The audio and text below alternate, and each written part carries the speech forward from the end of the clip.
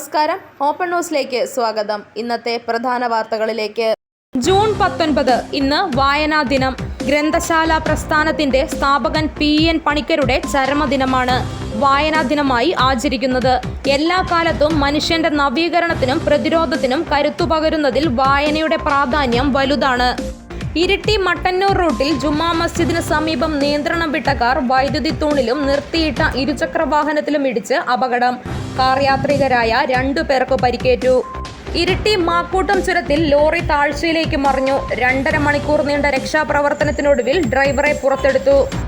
കേരള സംസ്ഥാന വ്യാപാര വ്യവസായി സമിതിയുടെ സ്ഥാപന ദിനാചരണം പേരാവൂർ ഓഫീസിൽ വിപുലമായ പരിപാടികളോടെ ആഘോഷിച്ചു.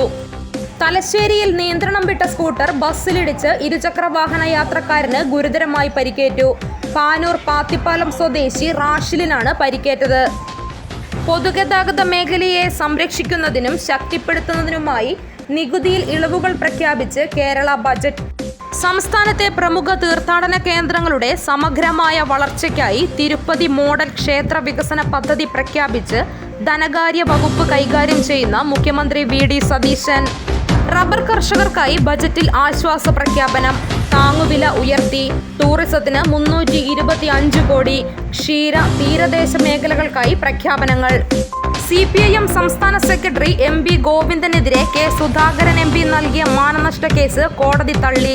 എറണാകുളം CJM കോടതിയാണ് കേസ് തള്ളിയത്. ഗവിയിൽ കൊല്ലപ്പെട്ട അംഗനവാടി ജീവനക്കാരിയുടെ പോസ്റ്റ്മോർട്ടം ഇന്ന്. പ്രതിയെ കസ്റ്റഡിയിൽ വാങ്ങും. രക്ഷാപ്രവർത്തന കേസ് അട്ടിമറി. അജിത് കുമാറിന് കുരുക്ക് മുറുകുന്നു. തെളിവ് ശേഖരിച്ച് SIT.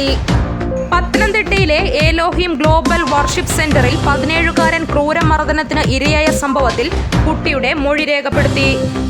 കേളകം ഗ്രാമപഞ്ചായത്തിന്റെ നേതൃത്വത്തിൽ മഴക്കാല ദുരന്തങ്ങളെ നേരിടുന്നതിനും അടിയന്തര സാഹചര്യങ്ങളിൽ രക്ഷാപ്രവർത്തനങ്ങൾ ഏകോപിപ്പിക്കുന്നതിനുമായി ദുരന്ത നിവാരണ കമ്മിറ്റി രൂപീകരണവും പരിശീലന പരിപാടിയും സംഘടിപ്പിച്ചു.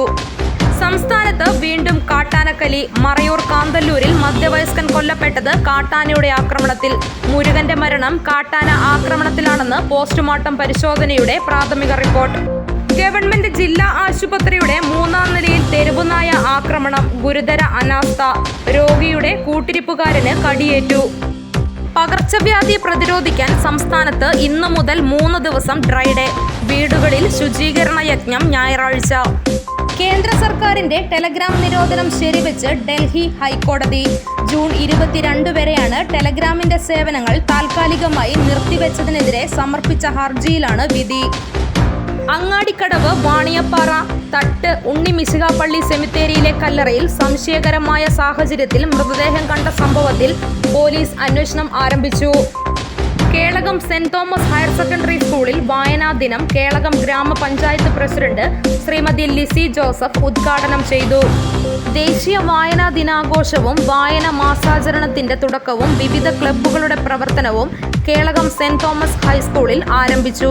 എഴുത്തുകാരിയും സ്കൂളിലെ മുൻ അധ്യാപികയുമായ ഓമനക്കുട്ടി ജോസഫ് വായന മാസാചരണ പരിപാടികളുടെ ഉദ്ഘാടനം നിർവഹിച്ചു. MGM ശാലോം സെക്കൻഡറി സ്കൂളിൽ വായനാ ദിനം സംഘടിപ്പിച്ചു.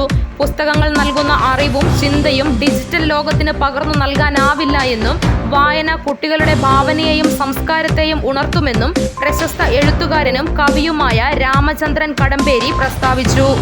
തലക്കാണി ഗവൺമെന്റ് UP സ്കൂളിൽ വായനാ ദിനവും വാനോളം വായനയോളം പദ്ധതി ഉദ്ഘാടനവും മാധ്യമപ്രവർത്തകനും എഴുത്തുകാരനുമായ രാധാകൃഷ്ണൻ പട്ടാനൂർ നിർവഹിച്ചു.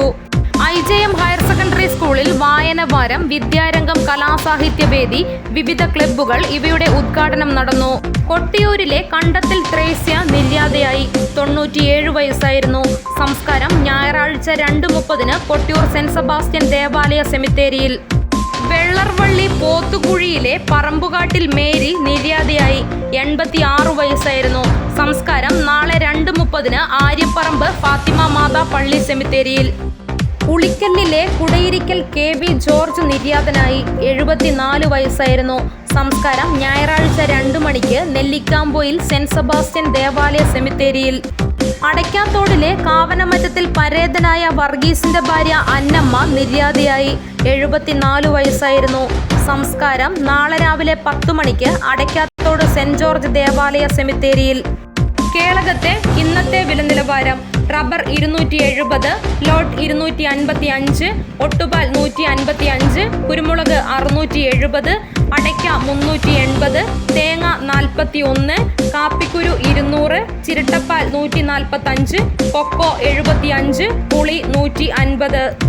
ഇന്നത്തെ സ്വർണം വെള്ളി നിരക്കുകൾ: ഗ്രാമിന് 335 രൂപ കുറഞ്ഞ് 13,370 രൂപയും പവന് 2,680 രൂപ കുറഞ്ഞ് 1,06,960 രൂപയുമായി.